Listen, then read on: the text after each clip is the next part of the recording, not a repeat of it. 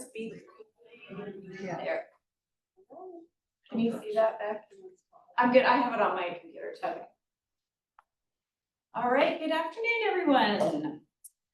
We're here for the Personnel Commission study session, and let's see. I'll call the meeting to order at 4:08. I think. That's about right. Okay, and roll call. All three members of the PC are here present. And hold on here, sorry. Announcement of closed session, that's what I'm doing now. Yeah, correct. Okay. So the PC met in closed session and no action was taken.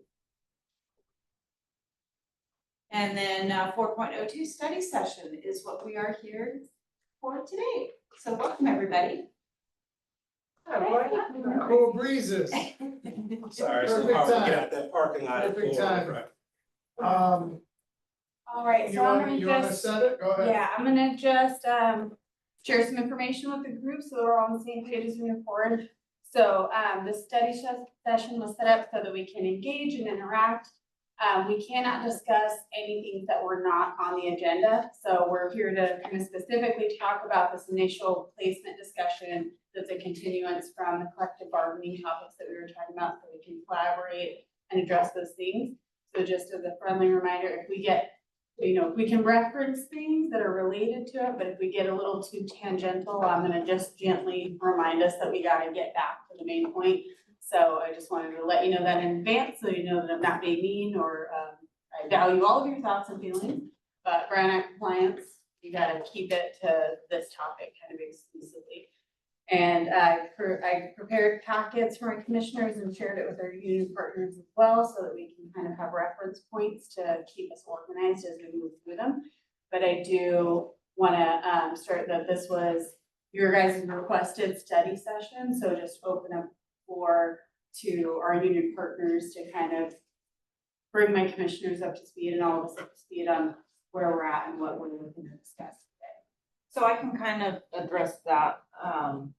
Where this stemmed from is we were looking at a way to place employees at higher levels when they're coming in with experience. Speak up. Okay, so what we're finding is we can't recruit higher level or higher experienced employees in position because we have that step 3 max, right? So if you're Kara in AG and you've been doing it for 6 years, you apply at San Luis Coastal and they're like, yeah, great, we'd love to have you, but you're gonna go down to a step 3, right? So we can't recognize those years of service or that experience past that kind of level. And also maintaining, right, our good employees and keeping them so that they're at that level, that we're recognizing their experience and their background. And our thought process in this is if we can recruit at a higher level, we can start people at a higher level, we can recognize their service and their experience, we wouldn't get thrown into those accelerated hiring situations, right? Because we would be able to get those people to come over to San Luis Coastal, which is ultimately what we want. We want more experienced people. We want, better hires so that they stay, so that they have the experience. So it's a kind of step into a position type thing, and we're not spending so much time on training and retraining, that type of thing. So that's where it stemmed from. When we got into the weeds of it and contract negotiation, that's when Rachel kind of stepped in and said, hey, this is a PC thing, like we can't, as much as we would even want to say, yeah, we can do that, we can't, right? Unless we meet with you guys and we go over the PC rules and see if that's something that we can change. Is it appropriate for have introductions? Yeah, I think that would have been a better place to start. Sorry, No, guys. yeah, but I forget. I know you know I was everybody, telling but you, I I know. forget, yeah, rude of me, so, yeah, we wanna go around the horn and start with Judy. Okay, so What's that? Your role, your Oh, name and yeah, role. so, yeah, which role you want, yeah. Well, So- run the gamut. I am Judy Stagnoli, I'm the registrar at Morro Bay High School, I am also the treasurer for CSEA. And she's. And the negotiations chair. Yes. Now. Extra. Wow. Aren't you Yeah. glad? Just got appointed. So excited. Are you scared? And then I'm April, so this is the first time I'm seeing each other in person. I attend online usually, and I'm at Morro Bay High School. I'm the principal, secretary, vice principal's assistant, Mm-hmm. I think. Yep. And I'm the union president for CSEA. I'm Heather Benson. I'm a student database specialist with the IT department here at the district office. And I am part of the negotiations. I'm Lisa Valencia. I'm LVN. I've been here 11 years and I'm on the negotiations. I'm Roy Bean, I'm a paraeducator, I'm also the crossing guard. Is also a part of our negotiations team. All right. Who are you? Depends on if you're happy with me. My name is Maria Vega. I am Rachel Robinson Bang. I am the HR analyst for the district and I am the liaison for the personnel. Jen Myers, personnel coach. Becky French, I'm the chairperson of the commission. Irene, I'm on the personnel commission. Are you the crossing guard for San Luis High? Yes. I see you when I go swim every morning. Everybody knows. I'm Catherine Donner. I'm a school bus driver and also president of SEIU.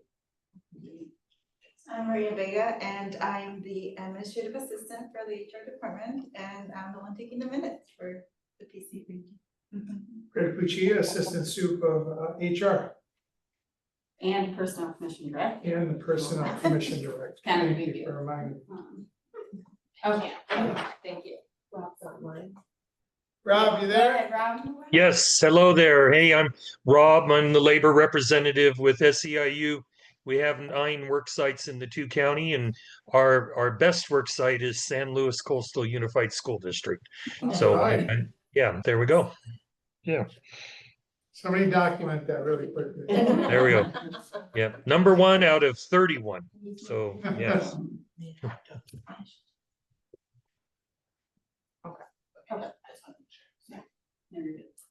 Okay, so, thank you for that context, Judy, for what we were talking about.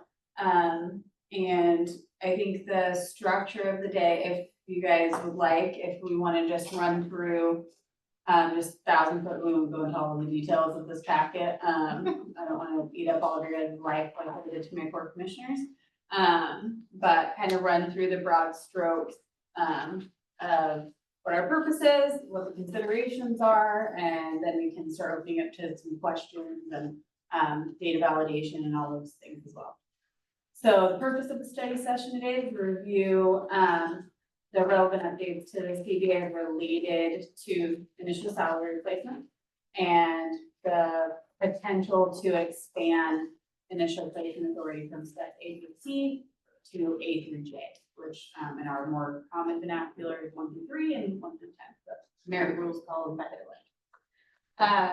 The current practice, just to establish for everybody, is that we hire and initially pay steps A through C.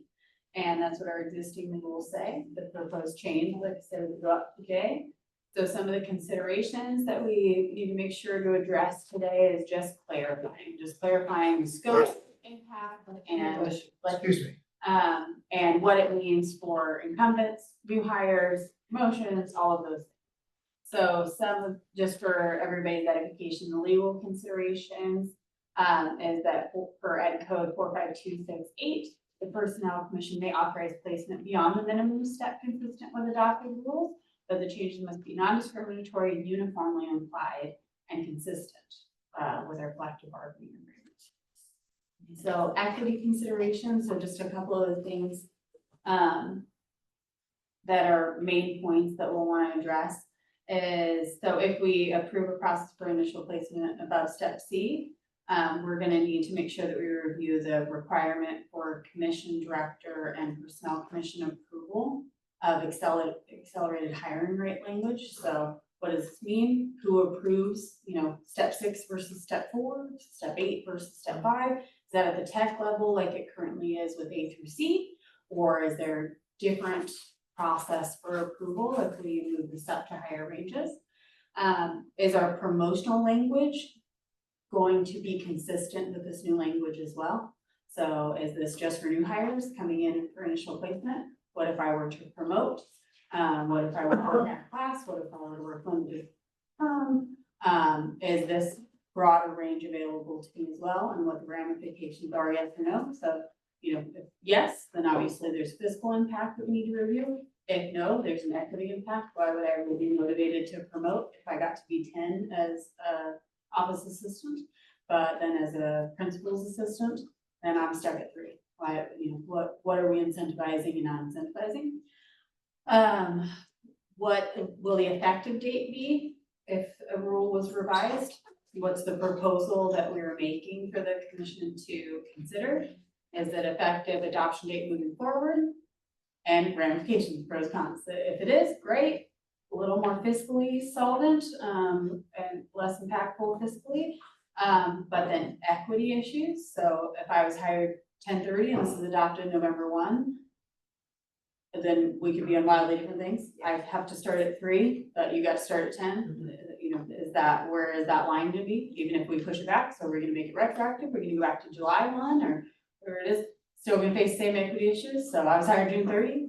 What about me? Where is that line in the sand that we want to draw, and what's the justification for that line? And what is the communication and impacts and ripples to our employee groups and, members that you represent and serve, and the employees that we represent and serve, for how those justifications were made and what those decisions were. And then if we were to approve additional step placement, what is that placement criteria? So we talked about this a little bit in that collective bargaining, are we trying to just base it on years? That's really just one criteria. Like I said, it's a tiers, not years system, for salary placement. It's not about years, it's about level of qualification. So how are we gonna build 10 different levels of qualification that justify a different step placement? And what is that going to be? What's that gonna include? How are we gonna evaluate that? How are my techs gonna assess that? What are we gonna do with that information? How are we gonna apply it? So just making sure that we have a common understanding on what those criteria would include. So I did a fiscal impact analysis. So this is just kind of a broad summary, so it'd be easier and more digestible in the format.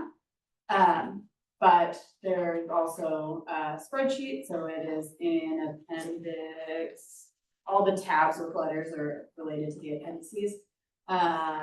Appendix D has a printout of the full spreadsheet that I did forget, but that link in the digital version that I sent to you guys opens up that spreadsheet so that you can see it. So it includes some examples, some steps, and then an 8-year projection of what the fiscal impact could be with this 10 model based on the average. We can kind of get through that later as we get into the specifics, because I know the spreadsheet is long, so I'm happy to clarify what the different columns are. And then this is just the criteria for step C, but then more specific, like some examples of what it could be, so that we're not just starting broadly. So could it be, for experience, could it be specialized certification relevant to the knowledge, skills, and abilities of the position? Could it be skills exceeding the requirement? Could it be additional examination? That we all have to take a test to get in. If you got 80%, that qualifies a year, 90, 100, you take an additional exam that tests these other skills. Could that be one of them? Like, where can we be flexible, creative, and not create undue hardship on the processing side of it? Because, once again, we have 2 classified techs, period, and we have 1 and 1 analyst. So how can we make sure that we're not over-promising and under-delivering? Because this is all gonna come with additional processing and additional things. So we don't wanna write checks we can't cash.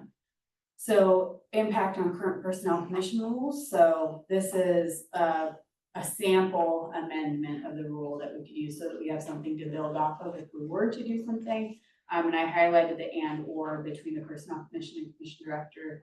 And that's really more up to the commission of whether they want it to be approved through them or it can be approved through the director up to a certain point.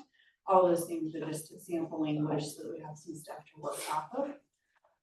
Legal and comparative precedent, so I just cited some relevant ed code that we discussed that day and stuff that's relevant to this here so that we know what our guidelines are. And then I also outlined what ed code does not specifically say. So where we have more room and flexibility, they don't necessarily tell us we have to do A, B, or C, but this is what their guidelines include. And then next steps that would need to be determined if any rule revisions were made. And so once again, we're not taking any action today. The commission cannot say, yes, we are doing this. No, we are not doing that. We can't take action in the study session, but we can discuss it. They can direct their staff to do, or Greg to get additional information, additional reports, further, whatever it is that they need, and can decide that they will set a determination based on things like that in future agenda items, but we can't take any actual action. So just wanted to be clear on that. If we say we're just fact finding together as a team. So Appendix A is the Personnel Commission rules in their entirety. So we have sections that we can cross-reference. Appendix B is the relevant language from the CSEA contract that was negotiated and changed this year. Blue is not what's changed, but what's relevant to our discussion. Yellow is what's changed. And C is the same for SEIU. Blue is just what's relevant, not necessarily that we've changed.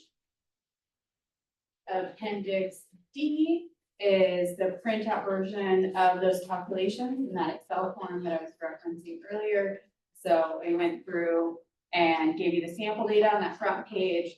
So the benefit load is equivalent to 28% salary. So that's just so you know what the factors were in those calculations are. Default hours, they were 6.5 hours per day on a 190 calendar. That's 1235 for the year. They were 8 on a 190, like our custodian position. And that was 1520 a year. There's 6.5 for a 181, which is similar to our para calendars, and that's 1176.5. And then what our current policy cap step is and the expanded policy step would be. I also used, when I was first modeling salary before the actual new salary schedule with the 1% for CSEA was adopted. So these figures are based without the 1%. So it will be a little under budget, but I figured I'd rather under than over so that we at least see what the baseline is. The next one is just the top or the first 10 steps for each of these classifications and relevant to the salary schedule on file. So the next page is the sample set. So I pulled from either our recruitments that we have regular recruitments going for those positions, so we could get good factors in here, or I chose positions like the HVAC technician 1. Even though we don't have high turnover in that specific position, it is on the same salary range as electrician 1, plumber, carpenter, field maintenance, where we do have at least 1 or 2 of those recruitments in one of those. So it's a good salary to use as a comp for those vacancies. So they have their range, their job title there, or their bargaining unit range, job title, the hours per year, pulled from their actual position. So the quantity new plus promo section is, so like for instructional at S3, that's based on if we had 3 vacancies in a year. So all these data sets coming after this are based with those assumptions. Paraeducator 1, if we had 3 in a year, 2, 5 in a year, 3, 2 in a year. So a good average. I know that they're sometimes frequently higher than that, and there's a lot of recruitments going on, but I wanted to just get an average. So I went back to recruitment data from last year, average was for these 3 buying positions to keep it on the modest. Yes, what page are you on? Sorry, I am on. Are you still on the, okay. I'm in Appendix D, but I'm on the 3rd page. Gotcha, okay. So I just wanted you guys to know where these numbers came from, how they were calculated, and that way if you wanted to do your own data validation, that is an editable, all formula-based spreadsheet, so we can play around with it if it was listed as that, and play around with numbers if we want to get that deep into it. So just so you know what each of the columns are, so it says current policy top step, so this is 3 right now, and what that current top hourly rate is, so what is step 3 in each of those positions. The expanded policy step is step 10, roll to the next page, the first column is expanded top hourly, so that's what step 10 is that's the hourly rate for that position. So then I took that and extrapolated it based on the hours. Yes, for- I think one more in front of that. So annual comp, that hourly rate for the total hours of that position in a year, that's the annual for just salaries. So annual comp slash position current is currently what the salary is for that position. The annual average total comp, so this is factoring total comp, including that 28% for benefit. So I know that not everybody takes benefit, so I want to give you an option of with and without, so we could average it out. So annual with comp, and then the annual comp if we were to do 10 instead of 3. So anytime you see that expanded, that's based on a step 10 instead of a step 3. So if you flip to the next one. And sorry, if I tried to fit it all on one sheet, it was so tiny, nobody could ever possibly read it. So I know it's a little scattered. You still have the digital copy if you want to be able to look at it more cohesively, but I wanted us to be able to reference back. So same thing on this one, it's average annual. So now this isn't by position, this is total. If we had 3 recruitments in that IDA position a year, annually, the total comp would be this amount, the total annual just salary based for step 3, which is the current, and the total salary based if we expanded to 10. The total versus current is the difference. So what step 3 costs minus step, and then if we went to 10. So what's the difference between those annual factors? So we could get a total at the bottom there and the total versus current of what the additional impact would be just on an annual basis if we went up to step 10 with the baseline of these recruitments, and then what the difference in salaries per position. I needed it for a different calculation. I know it's not super helpful in the grand scheme of things, but I figured I'd include it just so you wanted to know. And then that last column is the total annual. So the total versus current is just the total impact with just salaries, total with comp, total impact with salaries and benefits, so that we have both models. The last page in this appendix is 8-year projection over. So I chose 8 because obviously if we went up to 10, SEIU caps at 18. And so that's the most that we would need to go out to see what the year over year growing and encumbered amount would be. I know CSEA goes up to 19. So once again, your guys remember I did the last step based on 3%. CSEA would actually project a little bit higher because it's actually 3% of the next step higher, but I wanted to keep it. So just so that we're all working with just a basic data set, you don't see what the next step would be if we'd like to get deeper. So the starting average, or starting average expended average, so that's just salaries. So year over year, if we had 2.5 for all those middle steps, so start at 10, next year you're going to 11, and you're going to 12, that's a 2.5% increase each year. So how these expenses would grow and be ongoing. And then the next column below that is the same thing, but with total comp factored into it as well. So we had both figures both ways, because I know that health benefits is, like I said, not everybody takes them, so I wanted to make sure that I wasn't highballing, giving you all the options. So that's that appendix. Appendix E is just going over, I promised you guys that we would look at comparables. Are any other districts doing this? And if they are, how are they doing it? If there's stuff we can steal, beg, borrow, steal from them and apply to us. So I have the district, the county that they're in, whether they're doing something similar, yes or no, and then the proof and the rule of reference that I pulled that from. So I want to just go, the no's are pretty clear. The yeses need a little bit of clarification because yes, they are, but it doesn't always mean the same thing. It doesn't exactly what we're talking about. So for example, Anaheim, yes, they are doing it, but they're only doing it for exempt. Exempt positions are ones that the board can release at any time. So in our organization, it would be like Antioch. So yes, they're doing it, but only for that one because they don't have bargaining protection and they could just be gone. The next one is Ventura. So yes, they're doing it. They need PC approval beyond step C, and then they did not define a cap step. So it looks like it could be anywhere on the salary schedule. But before somebody can be hired into it, it needs to formally go to an open session meeting with the Personnel Commission and be approved for anything higher than step C. So obviously that could slow down our recruitment process, we only meet once a month, but that is enough. So they are doing it and it's by case and they have a justification packet that they turn in of like why this is a unique circumstance and this person deserves to be hired. So it's not like a blanket open, but there is precedence for something like that. Alameda is the next yes. So if this is the closest to kind of what we're talking about, it looks like in their PC minutes and all of these things, they can place up to 5 for step E. And that's determined by the HR tech, and it doesn't look like they take it to the commission, they report it. So like as know, step 3 is the most prestigious, highly qualified step that can be placed at an organization. So anybody placed at step 3, I report to the commission and we go through it and it's in our annual report, we present to the Board of Education. Like, look how many like hitters we got, like, this is great, it's so great. So that would be the same process, but just for 5. So that would be our most highly qualified position and if we were to follow suit. The next one is Santa Barbara. So they will do it for exempt positions only. So same thing as the first one. So that's just like Mandy Dawson's position. They actually have 4 exempt positions in the organization. No, why, but nonetheless, they will only do it for exempt. Ventura will do it based on qualifications and PC approval. So similar to the other one, they will do it, but it's for unique circumstances, not carte blanche, and it goes to the Personnel Commission for approval. San Luis Obispo County Office of Education, they will allow placement, but they only allow it for classified management and confidential because they're also at will, they're not bargaining unit protected.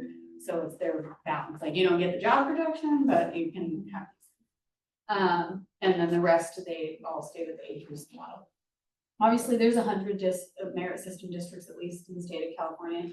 I didn't have time to go through all 100 of them. So there might be more cases and I'll continue to explore that. But I just put it out into my CSPCA listserv, like, hey, does anybody do this? And if you do, let me know so I could go pull their stuff. And then just pulled our local comps and stuff. So there might be more case steps to explore. So I just wanted you guys to have that as a reference point. The final appendix is Appendix F, and this was just a sample justification form that like we would use internally. So like if we were to do this, how would we do this? How could I make this easier for our staff and, evaluate somebody's qualifications based on the tiers? So the evaluation criteria and point allocation is, I have a section for relevant experience, relevant education, certification, licensure, examination performance, and specialized KSAs like being bilingual, for example. So a skill that is helpful all the time, there's no way that it's not helpful, but it may not directly be because you're an ELA, or it's just nice. Like I know for us, like having an admin assistant is great. Having an admin assistant that's bilingual, that's really great. So could we incentivize for things like that? So totaling up those points, so I did education, like these are all not committed, just wanted to have this sample to work off of, but so if you have like an AA that's directly related, so it's, systems manager, if you have a data management information degree, you have an A, that'll be a point, you have a BA, it's 2, you have a master's degree, that's 3. And then we can total them up. In this example, the minimum qualification that I was using as a point was that there was 3 years of experience. So obviously the max total applicable ones you could have a 7. So that's how you get to the top. So, and then having a little legend down here of, this many points means D and this many points means E and F and blah, blah, blah, blah. So obviously we'd have to have different alts of this depending on each different minimum qualification. So that's a little tricky, but if they have 2 years minimum experience, then I gotta have a different one. If they have 1, if they have no experience or but education is substitute, like all of those things, we have to just have like an alt version for all of our different qualifications so that we can score them appropriately and make sure that we're not over or under this. And then I just included signature fields for either or depending on what would be decided for approval, whether it's the director level or designee, or whether it's the Personnel Commission themselves that approves each appointment. And I think I've talked enough for this time. So questions, thoughts, feelings, I'll just open up the floor back to you guys so we can get going. I'm gonna kind of follow you from the beginning with what notes I thought of. So out of class and promotions, right? That's already covered in our language that they would get paid 5% more, at least 5% more than they're already making, correct? So your experience at that point is already taken into consideration, right? And then that's where you get then that 5% bump. And if you're applying for a promotion, it's not something that you would have done before necessarily. So this was the example that I was thinking of, right? Okay. So like for myself, I'll use myself as an example. I did HR for over a decade before coming to San Luis Coastal. And I started as a secretary clerk. I was just looking for a little more like work-life balance, when I came. Ha, jokes on me. So I came and I started as a secretary clerk, and I promoted into an admin assistant, promoted into. So if we follow the logic of what's in there, so yeah, from a secretary clerk to an admin assistant, even though I have 10 years worth of experience, if I would have just started as an admin assistant, then I could have been 10, under these new rules. But if I started before these were adopted and I started at 3, I'm gonna get 5 more % of that. The most that I'm going up is to 5. And probably not even 5. Because then that's 2.5 and 2.5. And depending on the range itself, the actual dollar amount, maybe I'm not even going to actually step 5. Maybe if you fall in between, then you can't even go too far over. So anyways, but let's say 5. So I promoted to an admin assistant, but I'm set at 5. Whereas a new person that gets to come in, I have more experience than they do. They have 8 years, I had 10 years, but they get to come in because the minimum qualification, they get to come in at 8. So they immediately get to Latin. I worked here for 2 years. I promoted. I have the experience. Why would I not get to take advantage of it? Like when cell phone companies, they have all these great deals for new people. Right. You've been there, been loyal for 20 years. It's like, but what about me? Verizon. Yeah, and so not that sometimes you fall on one side of the rule, sometimes you don't. Not to discourage it, but then what do we tell those people? And then are we incentivizing people to promote? Because even with our current language, we were like, oh, okay, well, if I could be a part of accelerated hiring, right? I'm a parent, now you guys are hiring up to step 6. I'm only at 3, it's gonna take me whatever years. Either I'm just on the other line that I was already at, like about to be 6. So they got to all jump up 3 steps, but because I happen to be right here, I'm here. What if I just quit? What if I quit and come back? And it's like, well, you have to wait 6 months, well, like, okay, yeah. So we're not incentivizing people to promote if we're not giving them the same But help resources me as our new hires. Help me understand, you take a higher level position, you promote to a higher level position. What is the standard? Like, would it be just like a new hire where the standard is you start at a step 1 of that position unless you have other qualifications? No, promotional is just about percentage, because it's about incentivizing you to promote. So it's about, we don't even care about the steps necessarily. So we take your hourly rate. So whatever step around, say you're step 3 or step 5, and you make $23 an hour. And you're promoting into a higher position where step 1 is still 5% higher, then we put you to the closest step that gives you no less than 5%.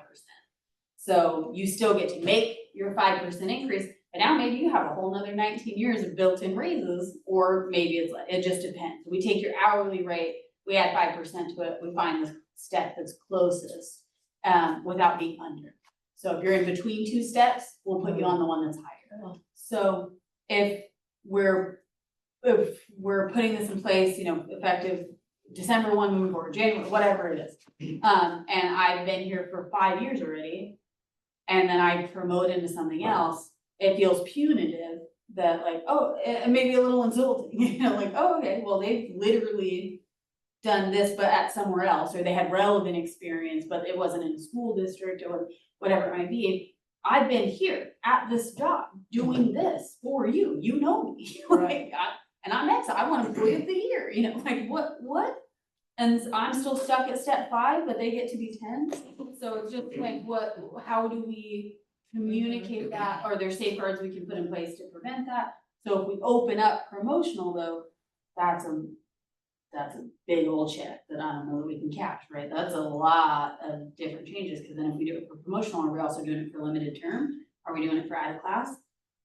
that's a lot happening. Right. And the just tracking, because then I also have to go and get VOEs for these people, so I gotta find out, I gotta go through this whole justification form. But now not just with new hires, now with all our internal people, now they're coming in appealing, okay, like it gets dicey. If you're coming private sector, maybe they don't have job descriptions. So this is this is just one example of kind of what is unforeseen, right? That's so, and again, I don't wanna necessarily get into, I don't know if we need to get into all that minutia, but that's just one example. So you can see there's quite a few scenarios that we didn't even think about when we were sitting at the table this past year. Now, we've got some time to do that.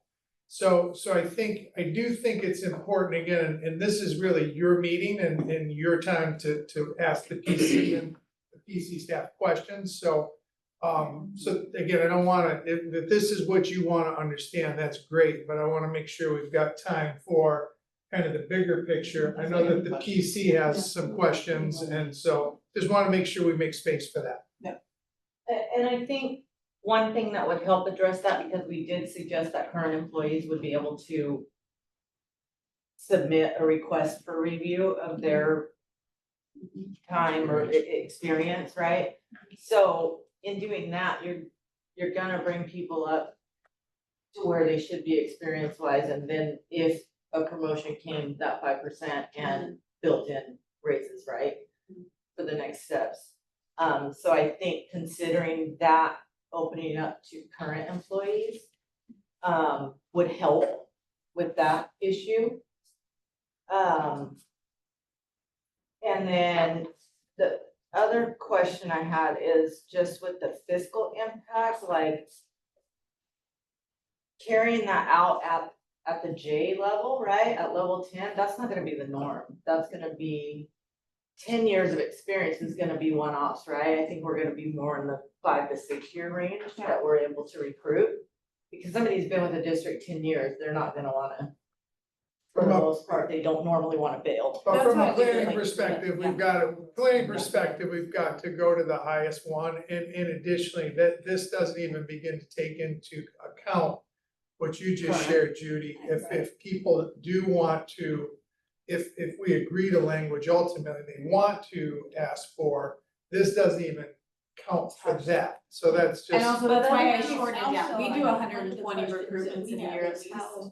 How would, that's a very labor intensive thing to do for all these employees who might be interested in being having all their experience reviewed, and how to do that, and who would do that, and all of those kind of questions. Right.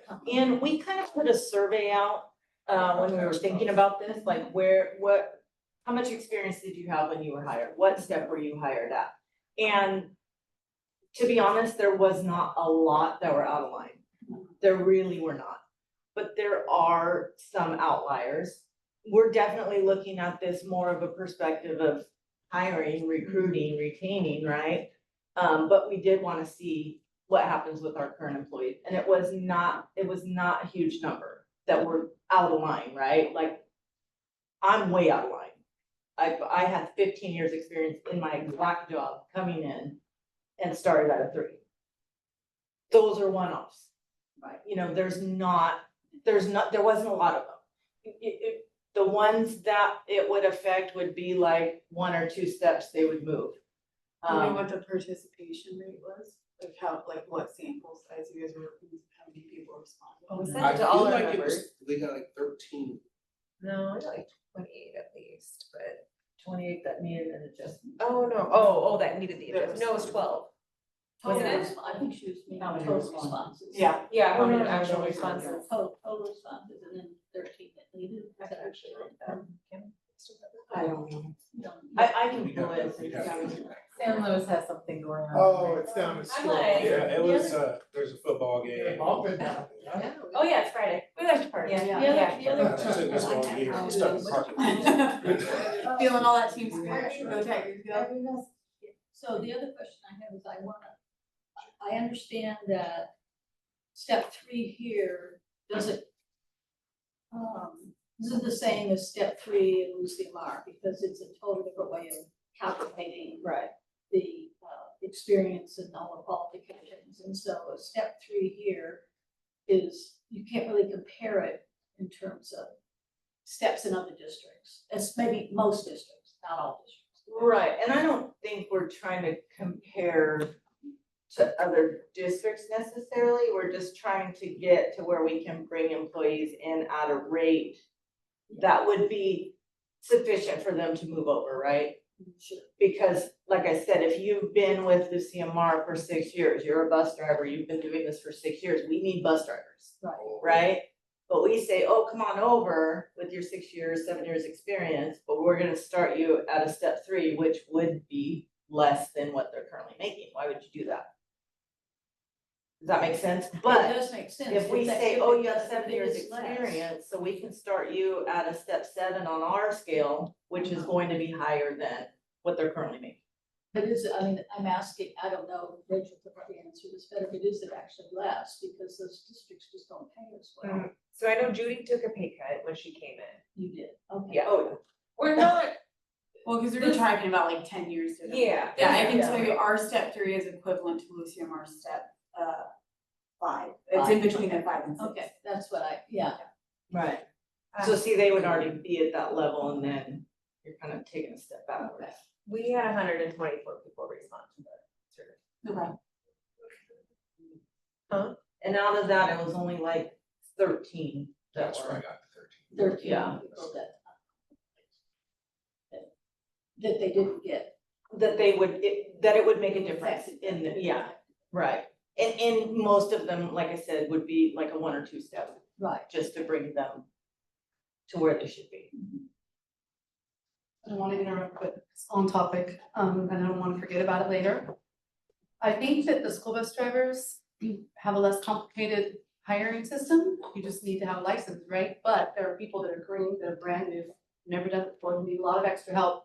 And there are people that are veterans that have been doing it for a long time, and they all start now, because I think they must have used this exemption, the 452.68. We used accelerated hiring. Right? Yeah. Accelerated hire. So now you've got people like me that have been there for 10 years that are making the same amount as green people that have never done it before. And it doesn't affect me and my position or my pay, but it affects the morale. Yeah, On this- absolutely, on and the that's record. why we Yeah. started bringing this in.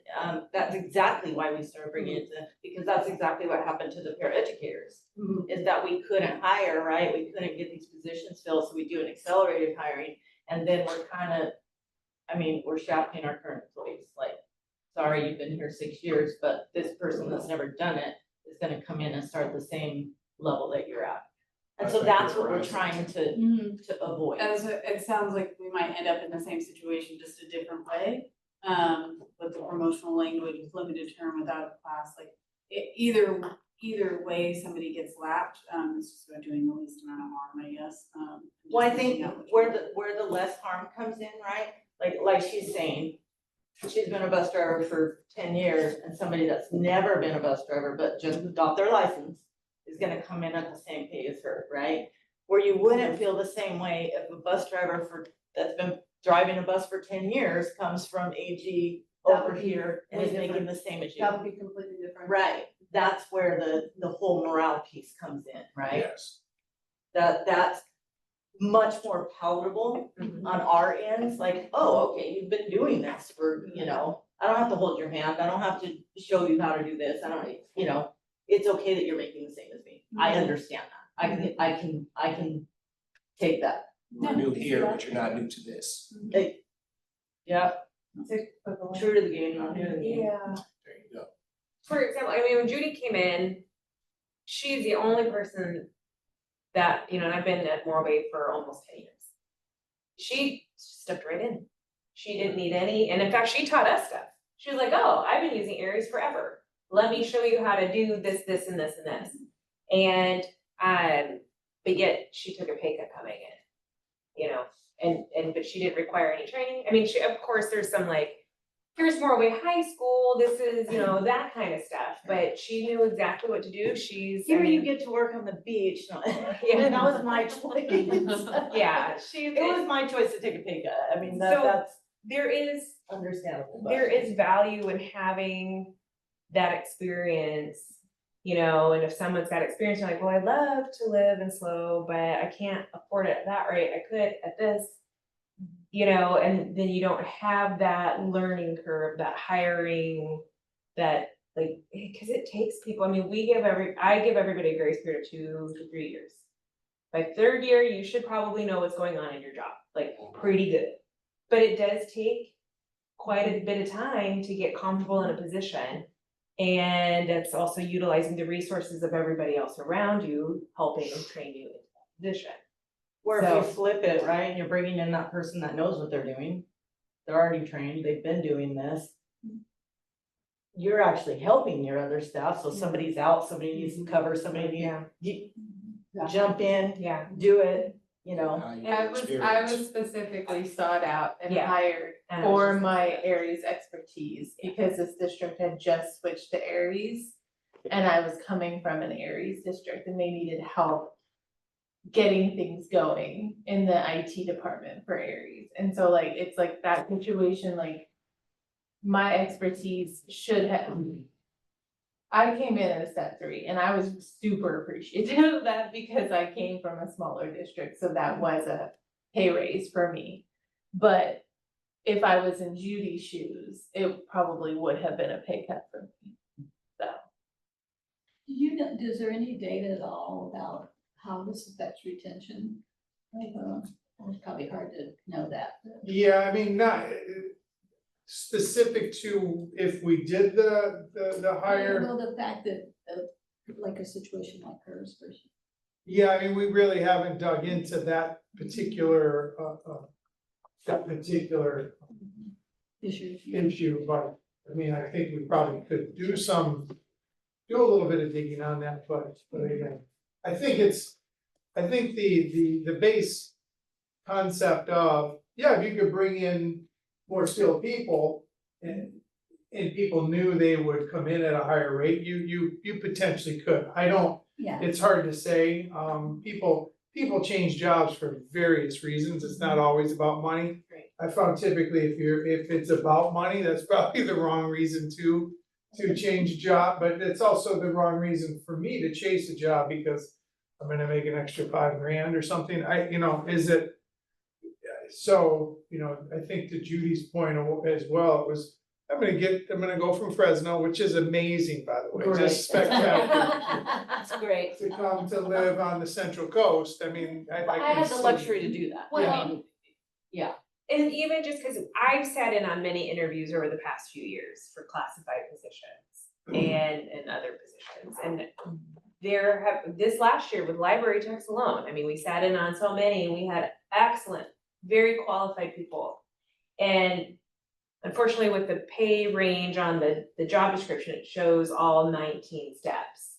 It says from this to this. So the person looking at it is like, oh, okay, and numbers of them were turned down because they were like, oh, wait, I'm only gonna make this much? I can't make this much and live, on the coast or in San Luis Obispo County.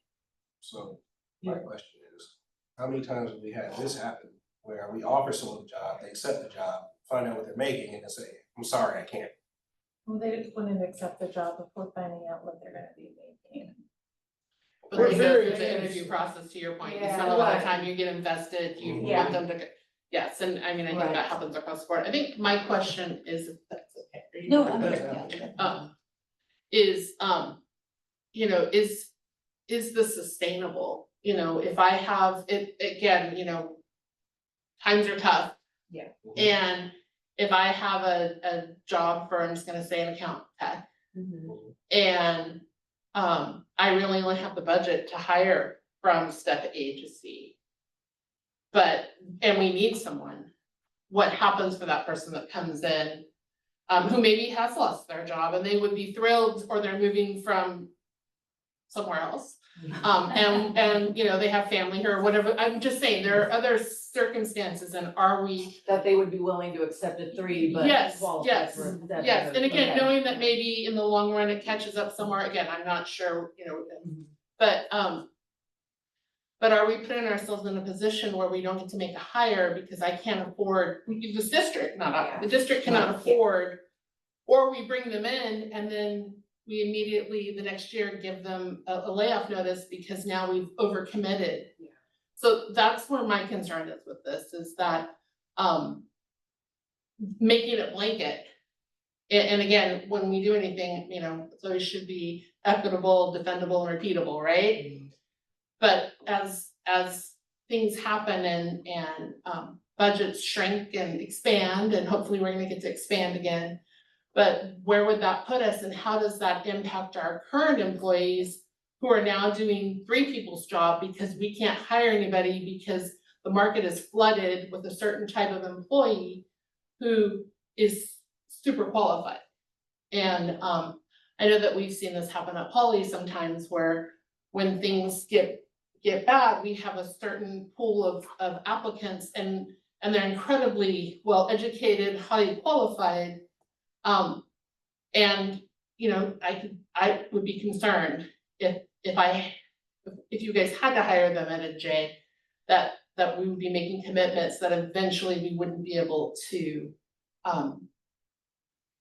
Thank you, that's what I was looking for, thank you very much, yes. So I'm just kind of curious about that, because, you know, as I always say, is we have our current employees, and I know that's what you're all thinking about, but when we make decisions, we just want to make sure we're not jeopardizing their longevity if they do want to stay, you know, to. I don't think you ever want to make promises like that. I mean, I think all of us individually as adults, we all have our plan. You know, what we have, what we can spend, and, you know, and even a little bit into the future. But can you work under fear? Because we don't know what the future holds, but you have a budget and you have to follow it no matter what.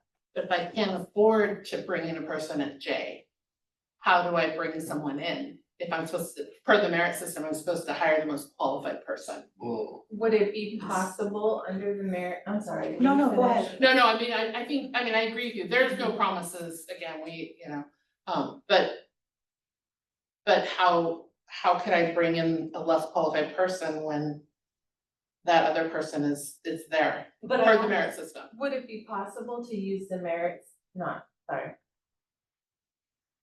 end of day Friday brain? Would it be possible to use the up to J step as a bargaining during the hiring process? Like if you have like I don't know if this is possible under merit system, so bear with me as I get the thought out. But if you have like you're offering step 3 for highly qualified, but then you have an applicant that's like, no, I can't afford that. So then you have that option to go up a few more steps to see if, not necessarily offering it to everyone. So more of an up to as opposed to Yeah. And basically like a Negotiation tactic. like if we put it out to our employees, right, it's gonna be a by request.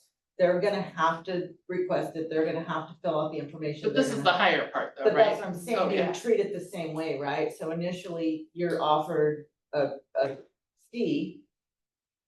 But if you know, say, well, I'd like to apply for a higher level, right? So it's not an automatic offer, if that makes sense. It's And an they should have application to process, it's follow an through appeal with that. process. So Because then what would happen, so let's say Rachel and I both applied, I'm super excited to come here and work, I lived here my whole life. You know, I have a place to stay, Rachel's moving in, she negotiates better because she's a better negotiator, I'm just Jen, I'm just like, woohoo! And we show up and we start talking and, you know, because whatever, find out that, you know, she's 2 steps higher than me when.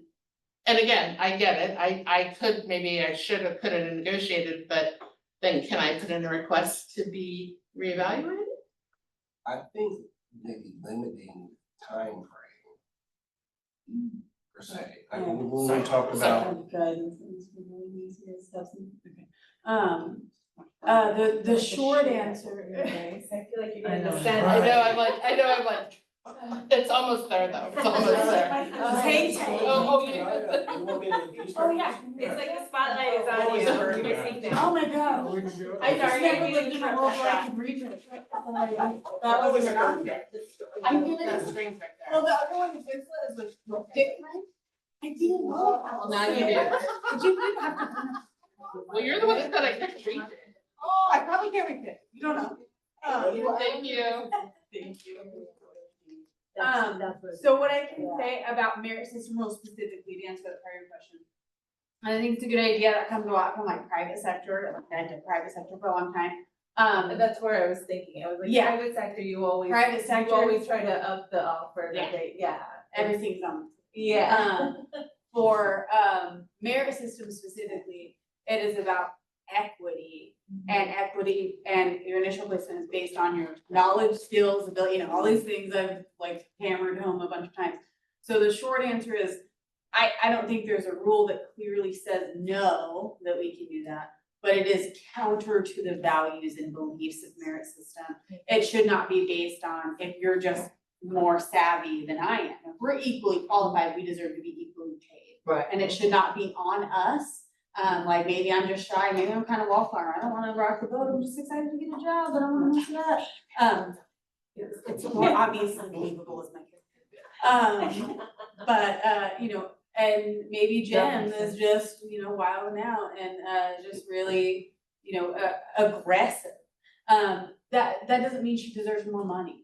That doesn't mean that she deserves more than I do. That's not fair and it's not in the best interest of employees. And I think that will also hinder morale. Cause there's just gonna be people that flat out, for whatever reason, no matter how many bright skirts I wear, HR is a scary place to go. Coming and sitting and talking with us is intimidating and scary and I have tons of employees. And I'm like, we've had lunch together. Like, why? It's so nerve wracking that's your reaction every time you see me walking in, it's like, oh my gosh, what happened? So there's just kind of like, oh no, I'm just here to pick up my kid. I also was. I can't believe that people react that way to that one. I'm very scary. I don't believe it. I'm a super intimidating one. But there's just those people, that's just how it's gonna be. And I can think of a handful right now. And that feels yucky to me. yeah. You know what I mean? Like, that feels yucky to me as somebody that would be like onboarding, was like, I'm not supposed to say anything because you're supposed to say it, but. Yeah. Hey. Yeah, true. But I know I just offered to Jen that she could get 10, so in practice, I think it would lead to more problems and appeals True. and grievances and all of these Morale. things, morale. I think it would be a problem to not, and like I said, for merit, it's maybe not explicitly said we can't, but the core beliefs are equity and Right. accessibility. And it is on us to provide that, to bake that in, Makes to sense. protect employees. So I think it would be problematic. What if we reduced, instead of going to step 10, what if we did reduce it to, Like 7. 7. yeah. So, cause we keep talking about morale, and the thing is it's, everybody's in a different position, but we're constantly hearing about the low morale. The para piece, I heard no end to that, like, it was just constant, like, what, I've been here for 7 years, and now this person is making almost as much as me. I'm sure you get that with the bus drivers. And I wanna protect our current employees, we have some excellent employees, some really, really great employees. And it's so hard to see them feel that they're just kind of getting kicked, like, why am I doing this? Is it, you can almost see that little shift in that mental frame, where all of a sudden they're just not as happy to be at work. And it sucks that money is a thing. It sucks. And that, like, that whole thing that happened at the reclass, we were all like, yeah, this is great. Everybody's gonna, this will be great. We're all on an even keel. And it just oddly backfired, even for the people that did get more money. And Greg and I were talking about this yesterday, the people that are still contacting you about wanting reclass because it's actually more about the money than about the job, what it actually is supposed to be. But for here, and I know you guys know this, money is, it's what you need money to live here. And to keep our employees, our good employees, that have the experience, we're trying to keep that morale up, which is the whole reason we brought this whole thing up.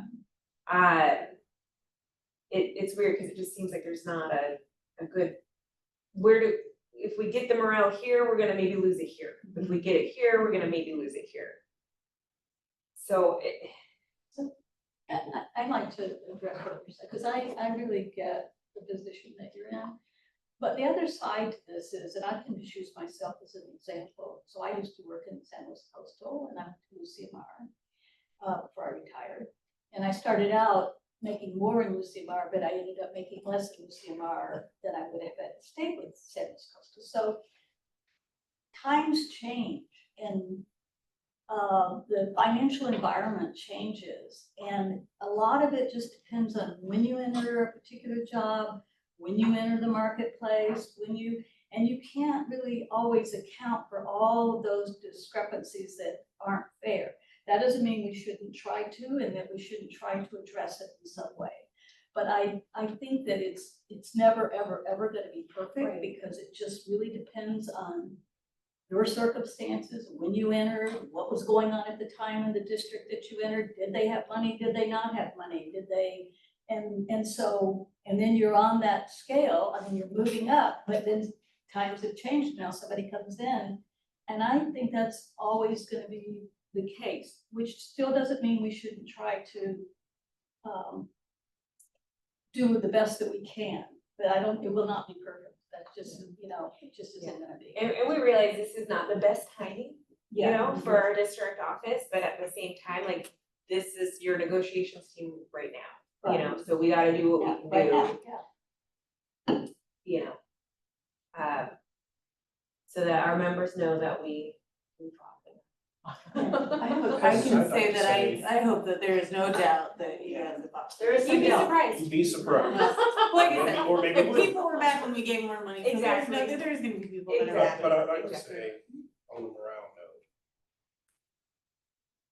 note, to what April said, it feels like they're getting kicked. People work harder when they feel like they're working for people who care for them. And as sad as it is that money is the thing, when we're not really competitive, we'll end up having to refill positions anyway. Because when morale goes down and the pay is not there, people will always search for greener pastures. And I think that's back to the original, That's just- if we yes. can bring people right up to where they should be, we avoid those accelerated hiring Maybe it's situations. the place to rob for good personnel either.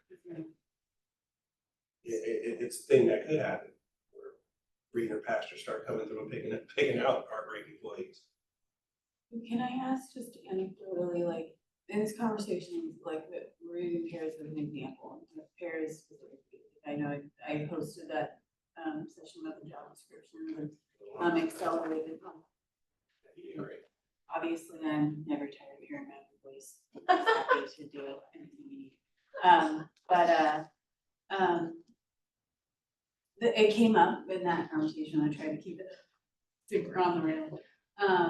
I wonder if anecdotally, I touched on it earlier, but I was really trying to focus back the job description, because on the other side of the coin for accelerated hiring rate was created in Merit System as a resource to employees, and a resource because, so for example, if we didn't do accelerated hiring, I know that people coming in and starting at your step can feel yucky. But with accelerated hiring rate, nobody's going to get to lap you. Because it's a rising tide that lifts all boats. So there's gonna be people that were a 3 that now they get to be a 6. And we're not gonna let our people that are here, we're not gonna let our existing customers with this Verizon get lapped by new people, right? And on the other hand, if we don't exercise that, because we only employ that when we're in a continuous recruitment, we're hitting up, and for a long time, we were 40 pairs shy, 50 pairs shy, it was just insane. So, and then the morale was low, because they're like, I'm having to do, I don't have enough people, and we don't have enough subs in my class, this was supposed to be a 1-to-1, and I have 4 kids, they needed more people, they need more bodies. You can pay people whatever you want, but you can't make them have more capacity. So we put in an accelerated hiring for them, so that we could lift all the rising boats, and get people in the door. Like I said, as of this moment, knock on wood, all the wood everywhere, like we're fully staffed with paras. Like we've hit our numbers with paras. And that's the first time in a long, long time. So yes, maybe you're not getting the, He's doing the calculation. It's today, we won't be fully staffed on Tuesday. yeah. But we're staffed, But as of fully Friday, staffed. It's a moving target. October 24th. Yes. I understand. But moving we're targets, trust me. definitely, like, even on Tuesday, it'll be 2, whatever they change. It won't be 40, it won't be 50. Our sub pool is higher than it has ever been. Is it still enough for all the people going out and all those things? But According to Brittany, no. yes, no. I won't speak to that, it's not my lane, but, so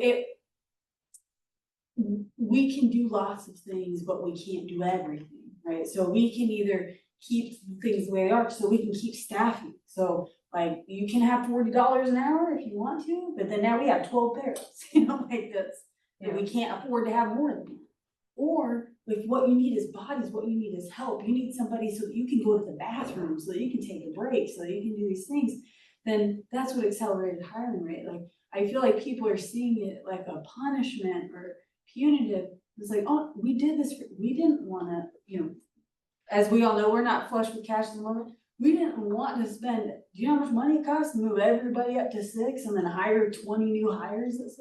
It's a lot of money, but the district did that, the commission specifically did that so that we could support employees, so that you had the people, so that the staffing could be right.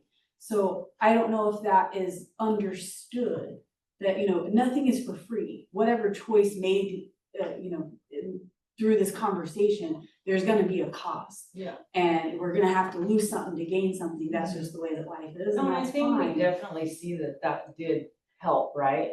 And it filled that void. But I think part of the problem with accelerated hiring is it only addresses kind of in an emergency situation, certain positions, right? Where if you're hiring based on experience or recognizing people, that's across the board. That's every position you hire for. I totally agree, and Does I that think- make sense? Yeah, no, That's- I think it's being proactive instead of reactive, Right. like accelerated hiring is, I think you're 100% right. I think the difficult part is that when we do accelerated hiring rate, right, like I can get hard numbers for the commission. If I do this up to this step for the staff on place and how many vacancies, this is how much it will cost. Right. So I know that I'm not writing a check that we can't cash, right? I know what the implications are gonna be, I can plan for all of the things. Whereas when we leave it carte blanche, when we don't know what it is, it's gonna cost us somewhere on the back end, because we don't have any more money. But now things are costing more, just same as inflation everywhere. So then what does that mean? How does that impact our risks? Because all those people we just brought on, if we can't afford, those are the first people out the door, so they're not really great, they got stepped in, because they only got 6 months of employment. And so like, where does it cost us? What does that do to morale? And then meanwhile, they got to come in and lack the people in the seats, so they're upset. And it's like, oh, you did all that for this person to come in and now they're not, just of all, not that that's exactly what happened, but all these very likely possibilities. We have to think of, it'll be everybody at this table right now that they come for if it doesn't go exactly as we're hoping. And it'll be us that have to answer for like, oh, yeah, we didn't think of it. We were just trying, like we learned with the reclassification process. Sometimes a good deed goes haywire, like we were just trying to do the right thing, because it was the right thing to do. Yeah. We were just trying to, like, the district, Thoroughly the punished. commission, the unions, everybody came, amazing cooperation, amazing partnership happened through that process. And we got to do $500,000 worth of great stuff for employees. And we have not stopped paying for it for 2 long years. So best intentions, best laid plans, all those things, is, I think that you're right, that there's a morale issue and there's things. It's just, if this is the way that we go to solve that, we just gotta think of, monkey's paw, we gotta make our wish real specific in the wording, because you'll get what you wish for, and maybe it comes with things that you do. And that's it, the devil's in the details at the end of the day, and it'll really be, part of this will play out as we come back to the table. You guys kind of rethink, and again, if you present things as they are, as you presented them, great. you know, and this, I'm not trying to shut us down here, but the PC has now got a much better understanding of the ask. And then in real time, I can begin to have real conversations with the Personnel Commission as we meet to have those discussions. So I think it's just,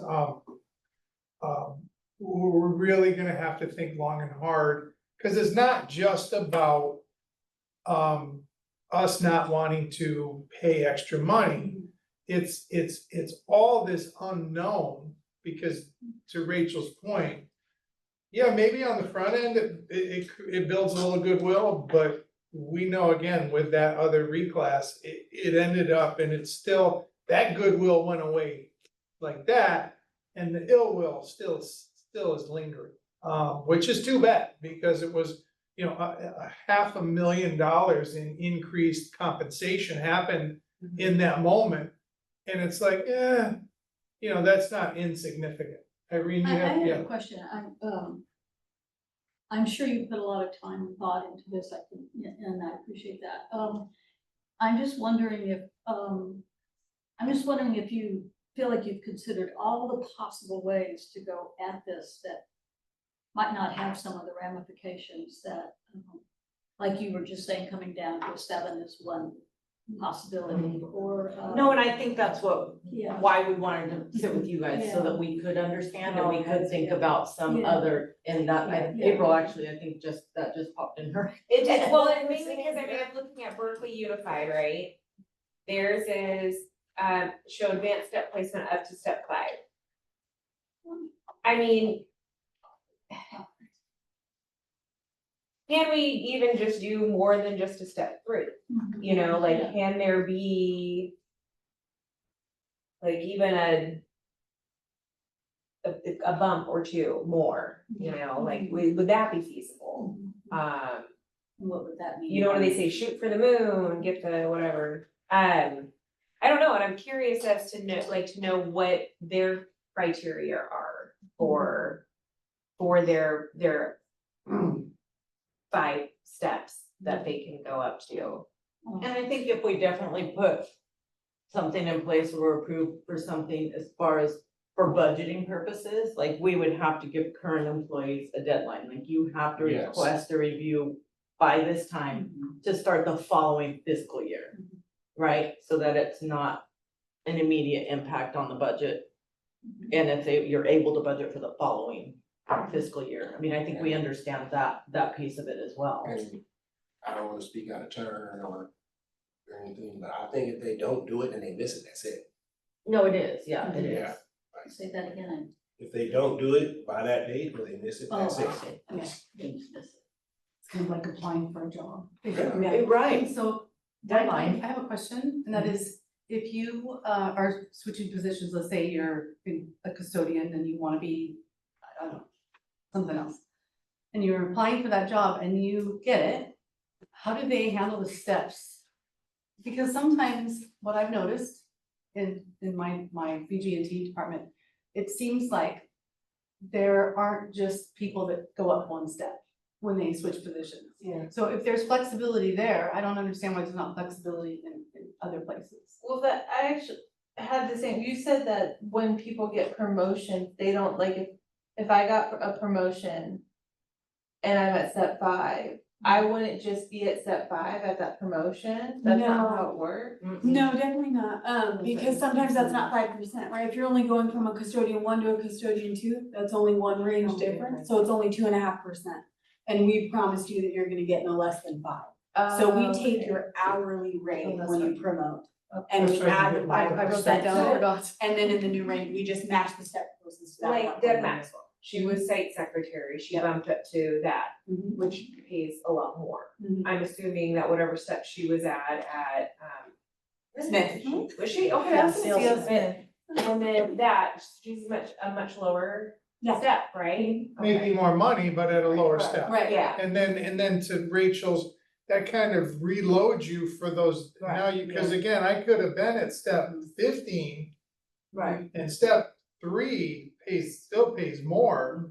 I got another, you know, depending upon where you are in the arc of your career and, you know. So it's like basically you're like, And that's what I was saying, I think that promotions kind of covered if we include the. Yeah, it would be, that would solve that piece of the problem. Yeah. And still, we would still have to figure out what we I was trying to use if we could use some of those, So that would. some of that information with this other issue. Oh, they do it again. She's got. Yeah, but no, it's not. Wow.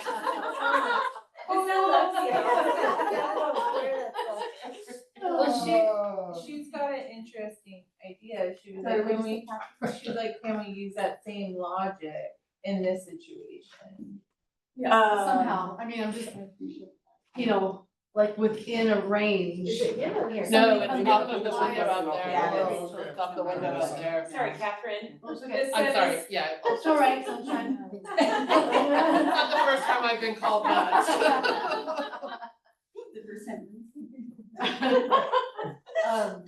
I'm just, I don't know, this, it could be just left field stuff, but, that kind of works. Because we know the person and we know where they're at, what step and all that. Well, same thing with somebody coming in from another school district. Now, it doesn't really work with the private sector too well, but I don't know, it seems like we could almost use a similar approach. Can you elaborate on that, like a little, like, I'm trying. like really? I can just honestly, I've not thought of it, so I'm gonna find that one. Okay. I'm gonna go this way, with that. I'm gonna get some more answer later, I'm gonna pull it. Anybody need that?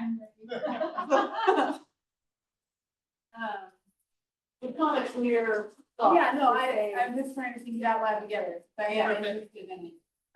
Right, you're So- right there. Because promotions are based on the step you already have and getting you within 5% of that amount.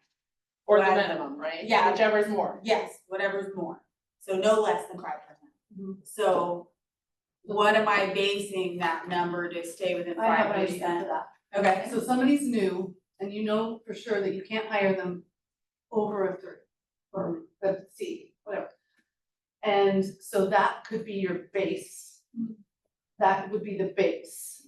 And then it would be what would determine what would the next step be? So Rachel, maybe you should give everybody a quick primer on the step A, B, and C and how people come in based on the minimum quality, Yeah. just a quick reminder. yeah, sorry, I should be thinking out loud, because that's what I was thinking internally, thinking correctly. We talked about this in the CSEA portion of it, but I don't think we addressed it in SEIU. So just so everybody has the information, so the way that's why they label A, B, and C, because it's, I'm gonna trademark this phrase now, it's a tiers, not years system. So Tiers, not A, B, years. and C are tiers of how qualified you are I completely as an understand. employee. So and minimum qualifications are different for every job description, every piece of it, right? Right. So if they come in with enough of the qualifications to be highly qualified, that is, we have to define what the highest step could be, and it can't be based on a number amount, because that is tying it to, you know, like years of experience, it's tying your salary place, it's about tier of qualification. Understand. And it has to be equitable, everybody's top tier has to be the same. So, and 5% on top of a electrician 2's salary is a lot different than 5% on top of a IA salary, right? So I'm trying to think of a way that I could make it match, and I'll do some more noodling around, because I think it's interesting. And I just need to dive deeper in my brain about it, but at face value, I'm not seeing a way to equitably do that for everybody, because I have to, it can't be the highly qualified for an IA is step 6, but highly qualified for a para is step 3. You know, like it has to be across the I see the board, problem. and for equity. Yeah, I'll noodle it around, I'll see if I can come up with something better once I have some time to digest it a bit and kick it around with the commission, but, that's my main. It's almost the same thing we were talking about in the beginning, it's just worded differently. Yeah. Because we have to have, if we're gonna do it, we're gonna have to have parameters Mhm. that are equitable, so how do you, it's basically just how to do that. Yeah, So it's the same thing, it's Yeah. just, I was thinking of it, it's works so well within our system with promotions. It doesn't- And we specifically, because one of the core, well, the main core values of merit system is recruiting and retaining the most qualified person for the position and promoting from within. That your employees today are your leaders tomorrow. And so the whole system is designed to make sure that people in-house have the best opportunities first. And then we can recruit outside of that, so that's why we have like strong, more incentivizing language for promotion than anything else, because that is where we want to keep our focus. I wanna make sure that my, my office assistant is the first in line for my principal's assistant. I wanna make sure that my custodian one is my next in line for custodian two, because they already have skin in the game. So I want the incentive to be higher for my internal people than my external people. So Rachel, I just had a thought too. Each step is what? 2.5%. Well, Around depends on where you are. Yeah. Yeah, 2.5%, okay. Yes. So it's 1 through 5 or 5%, 6 through, for you guys, 18 is 2.5%, and then 19 is 3%. So I'm thinking, like, is there a way to word it to where you don't have to add all these tiers to quantify the years? Is there a way to add it that it's like an additional percentage of pay for each year of experience? That would be more like stipend language than salary placement language. A step is a step is a step. I can't prorate it. And that's like per and CalPERS, they're like, you can't pay somebody a rate that's not clearly defined on your salary schedule. Gotcha. You're not, because then it looks like we're either like shirking people Right. or spiking people, depending on which way it goes.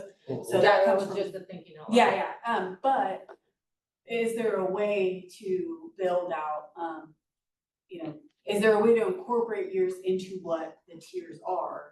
Yes, 100%. I don't think it can be the sole thing that determines it. Right. But it can be one of the factors in the tiers, just like it currently is in our job description.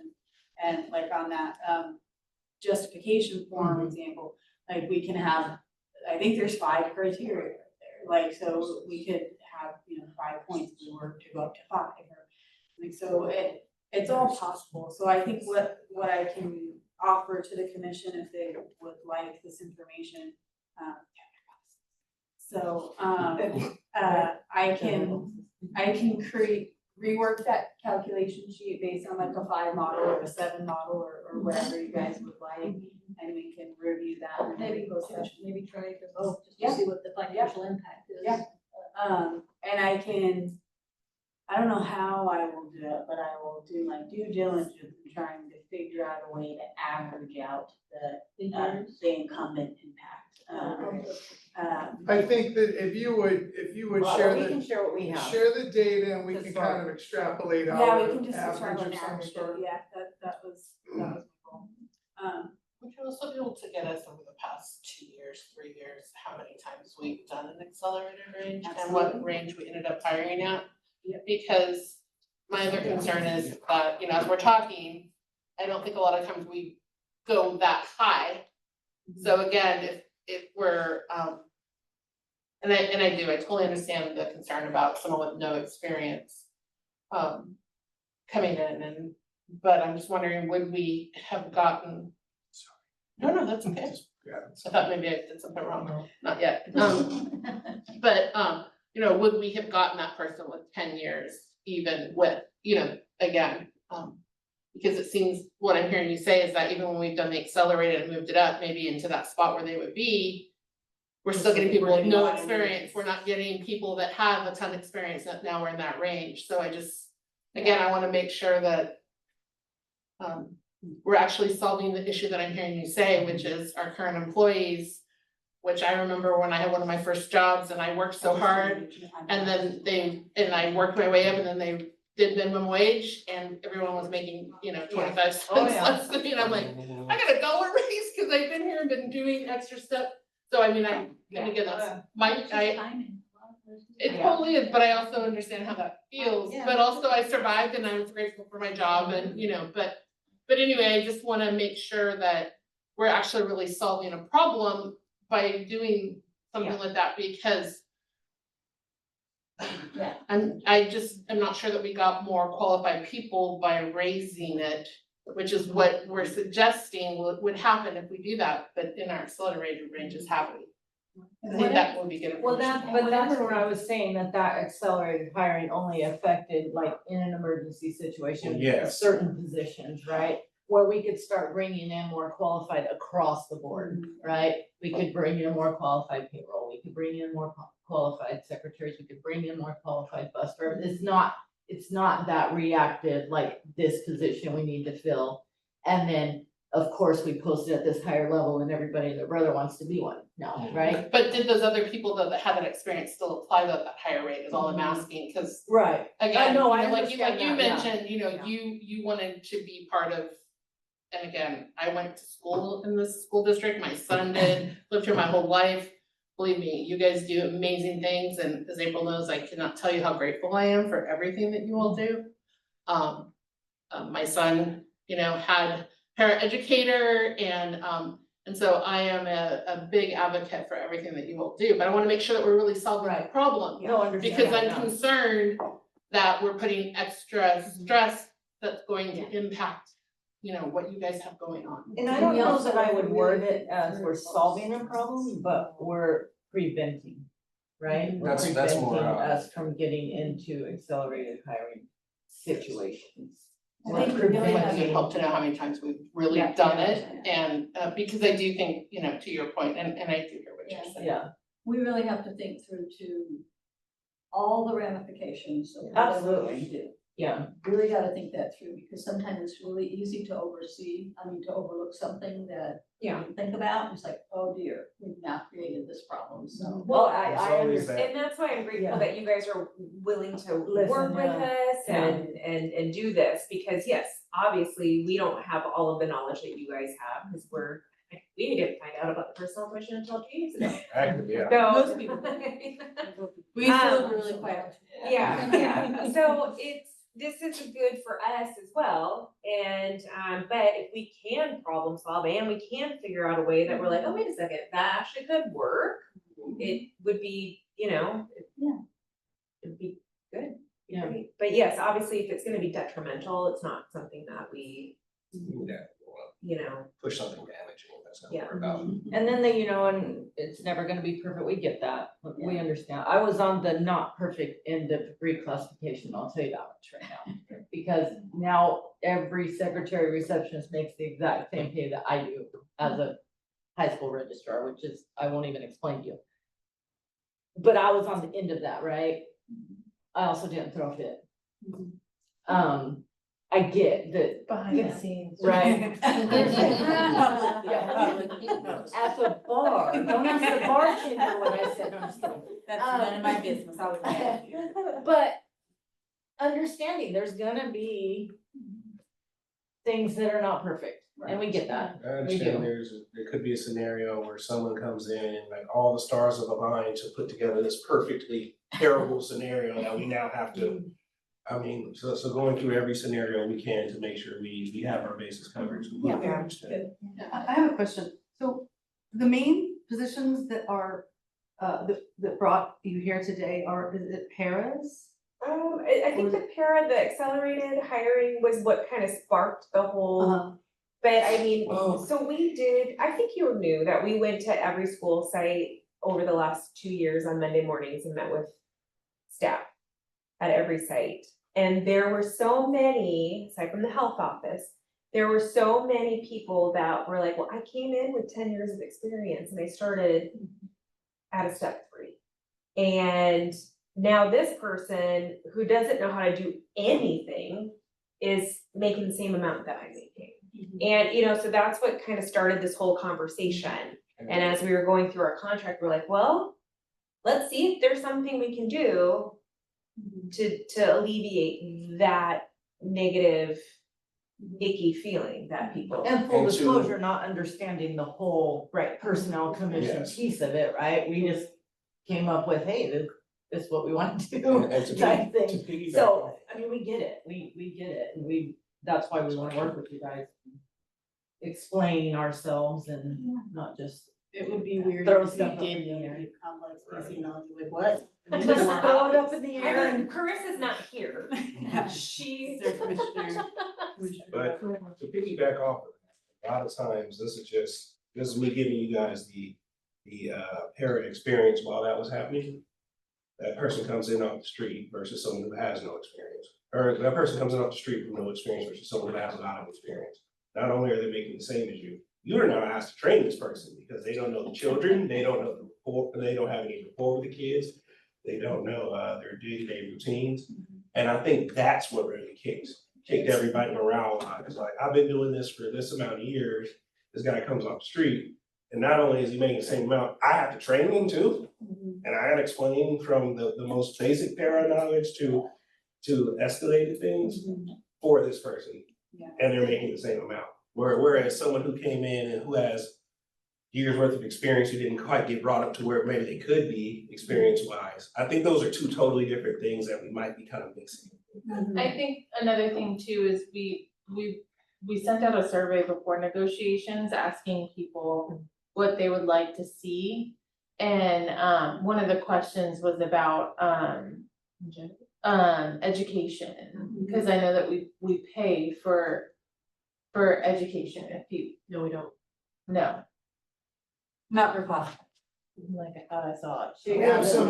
Oh, okay, Well, no, it's because we don't require you to have a degree to be in your position. okay. So if we don't require it, then we can't incentivize or disincentivize. Okay, it. cause yeah, that's where like, I think it's. Because I I was, use it I as was extra thinking qualified. that like. I've heard it from And I- one contender a lot and several. Yeah, and one of the things that we heard from a lot of people is that they would rather have an incentive for experience over Yes. an incentive for education.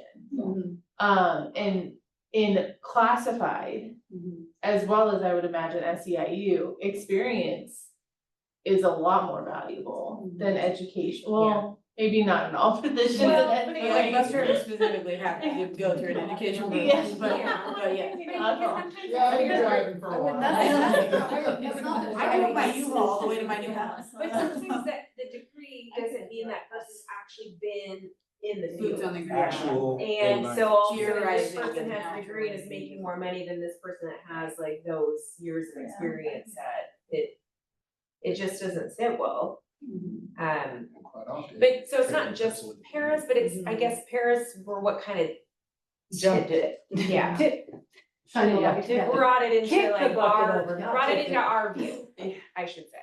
It's another great example of no good deed goes unpunished, because it was those same parents, it's why we did it, they were kind of just like, we need more people. Right. We need more Yeah. people, do Right. whatever, like, you can do whatever, I just can't do this, I'm gonna leave, we don't have people. And it's like, okay, so we did this and we got more people, and I'm like, well, Not that way. Well, but it's like, yeah, I but also then pay me more as well. Yeah. I mean, it's a double. In the past, I remember, this was maybe 9 or 10 years ago, so it's vague, but I thought they bumped everybody up a step, or maybe even two, when something changed. I don't remember what the change was, I just remember everybody got bumped up, and then they got rid of hiring the. rate is probably. That what was, you're talking no, about. that was when we negotiated and it was, we bumped everybody, like there's instead of one being the starting, like they kind of pushed, one became the 3.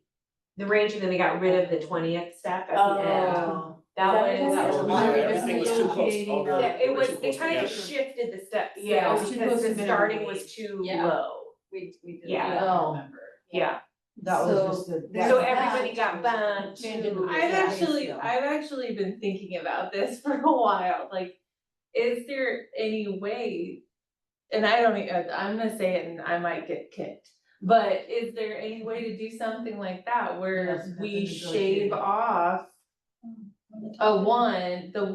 step one, and bump everyone up, or, Yeah, yeah, but then, so what happened in that case, we lost our step 20. yeah. And so now we have staff that are nearing that 19 or at the 19, and they're like, well, I'm not, the only thing I'm getting is if we get an Yeah, but increase. 19 steps is still super good for every district in this county. It is. And It is. surrounding We have, you know, we're by far the longest, steps. I think the county has 10. No, you need to. Right. They have, Lucia Mara has 5, I think, Yeah, so. but we so- have, like, our increments are different than their They're increments. all, yes, There's- that's a whole comparison, There- because, yeah. yes, our increments are lower, they have longevity pay, we don't.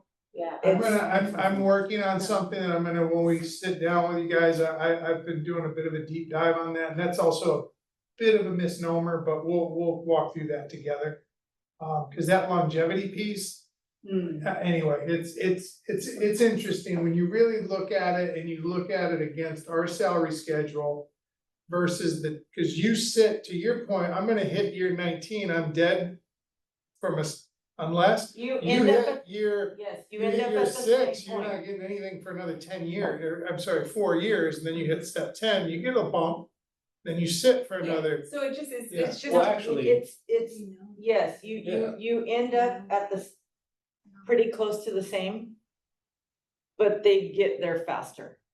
Well, I'm having, Unless You want I'm me to mistaken. do it? I'm gonna do a brown act. Yeah, I flag on was the gonna say, field. right. I'm gonna throw a flag on the plate. That was great. Yes, well, it was staying real relevant, and then as we spun off into, I'm like, oh, nope, no, I'm gonna flag myself, cause I have signal derailed for it, but, yes, that we discussed it, yes.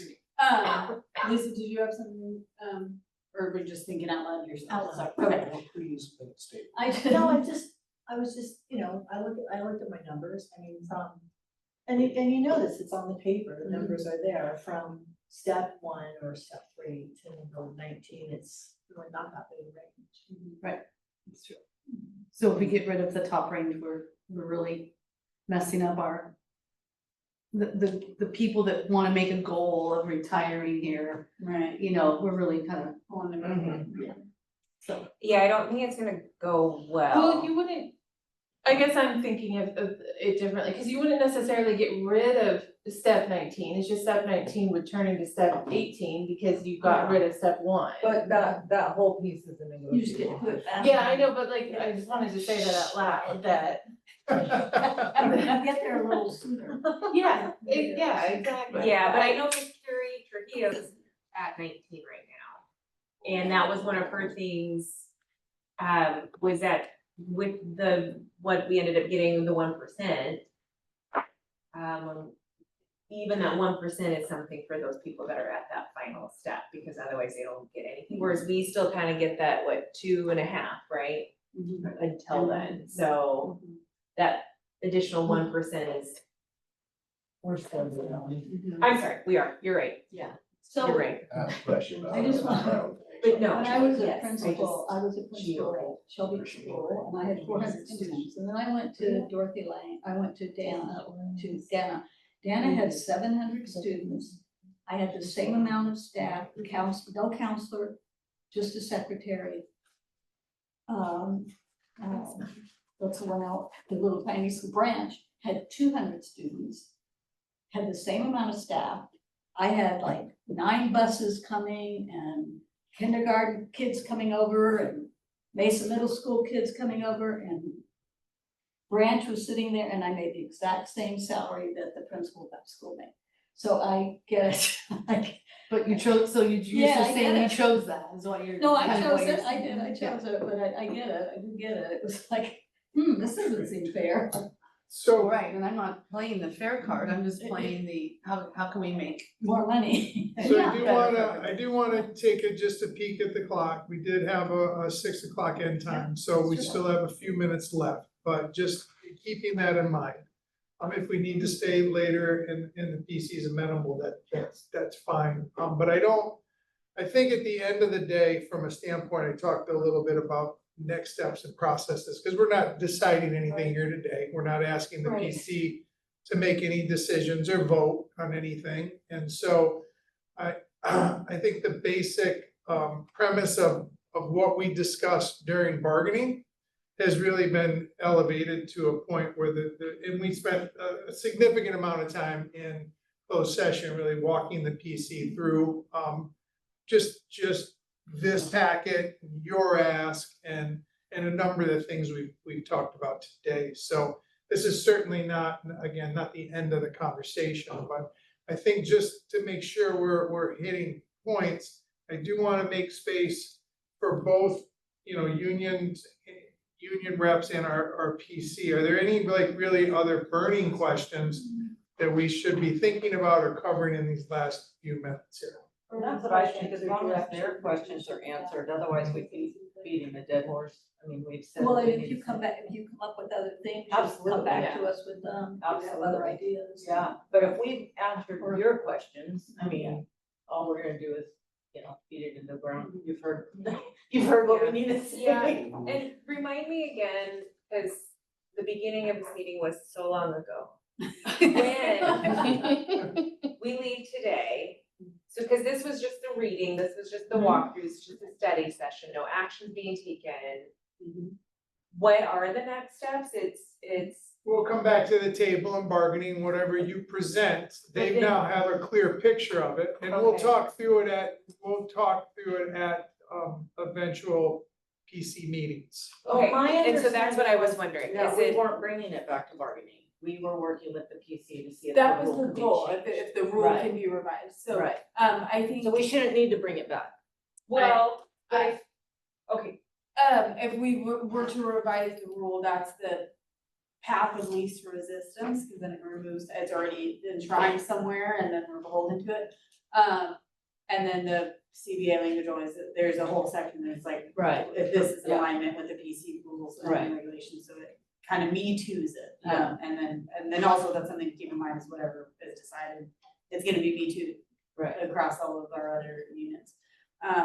But, so to answer your question, next steps will be, I work at the pleasure and direction of the Assistant Superintendent of Human Resources / PC Director and my personal commission. They will direct me on information they would like, data points they would like to receive, and I will provide that to them. It'll be, and anything, any data shared is going to open session as well. And I think from there, we can try to attack some of these questions that we've asked, like, is there an alternative? What about 5? What about 7? What about a 5% margin? What if, some of these other things, get these data points, that we've already create these data models that we've already talked about, so that we can have more information. And I think we've covered all the information we have at this point, and now it's led to new questions that will require new information. So, at the direction of the commission, I will provide whatever it is that they would like to request and need. And then once we have new information, we'll update a packet, and then we can either call a study session or we can interface through public comment or whatever the options are. We can discuss how you guys would like to move forward in relation to what the commission drafting. Hopefully, I don't eat up 5.5 hours of your guys' day next time. I think, there's less to catch up on, and bring it to speed up. That's the way. So I can't commit to you because I have to receive direction. no, but, I get, I was just more of a like how, I enjoyed the study session format. I like that we can have the back and forth. I definitely prefer it over the public comment. And I understand there's a time and a place for both. But I feel like this is still a to be continued conversation.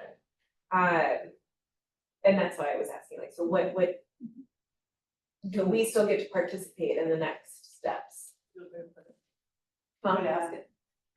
It's, yes, yes, the union partners can always request to add an agenda item to, open session.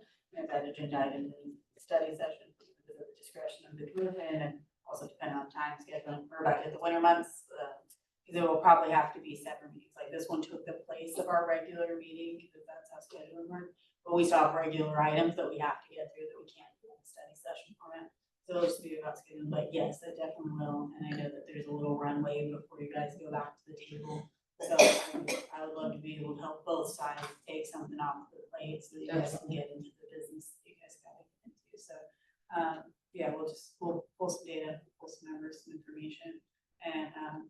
collaborate on one another, get time to follow up together as a team would be. And then additionally, as Rachel's saying, that the PC will direct us to add an agenda item at some point in time, if that's what we so choose, but again, we're continuing to be in communication here, we'll continue to be in communication there, so again, just I won't say this is the beginning of the conversation, because we've been at it for a little while, but I think I hope that the Personnel Commission feels more informed about your ask, as well as some of, our concerns, and I think, we'll just continue the conversation, and we'll go from there. Yeah, and we're more informed as well.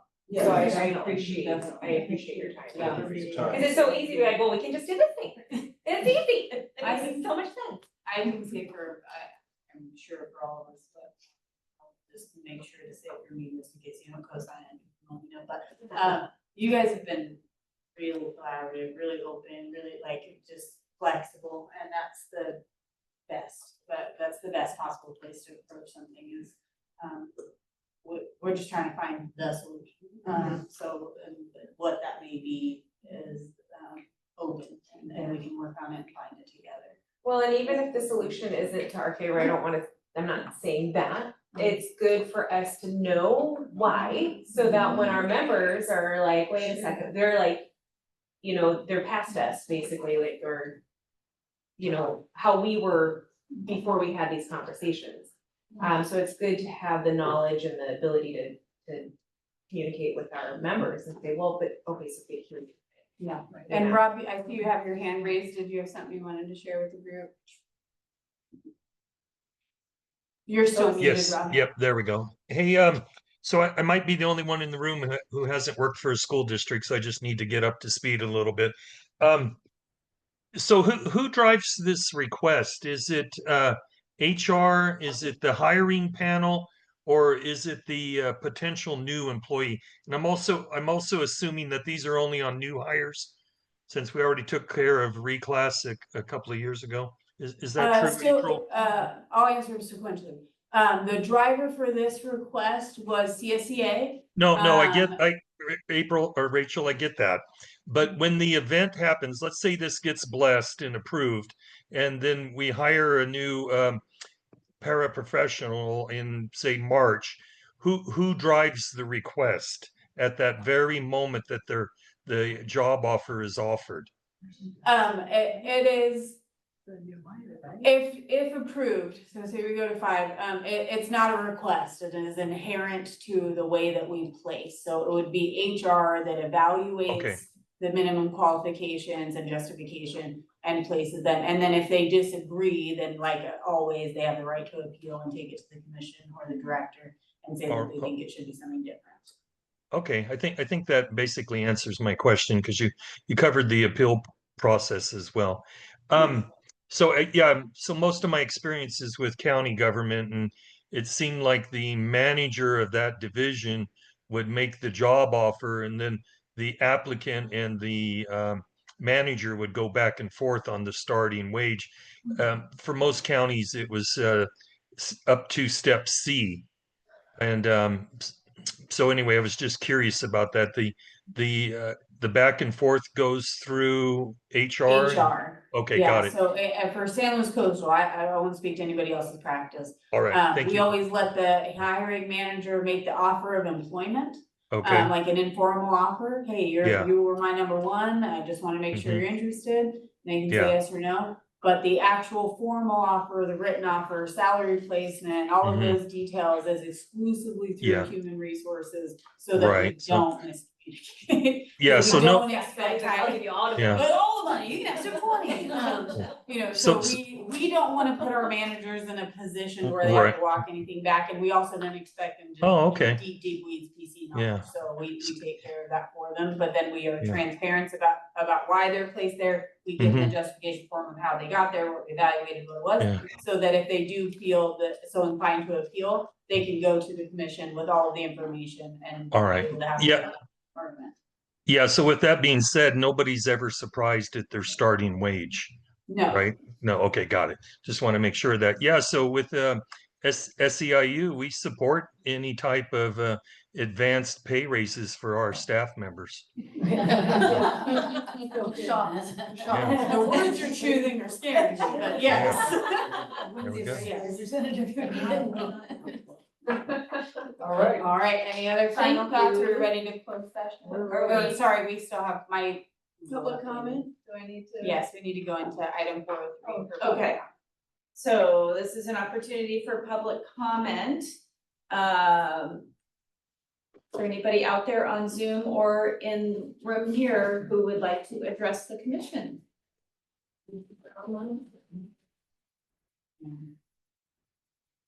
I see nobody in Zoom and there's nobody present. Okay, we'll close public comment and we're adjourned. Our next meeting is scheduled for November 19th, 4 p.m. Commissioners, are we good with that date? All right. Okay, great. I'll close the session at 5:58. Woo-hoo. Thank you, everybody, for coming. That was super informative. Thank you. Appreciate your time. Thank you, everybody. Thank you, very, very. You're at one. Wait, who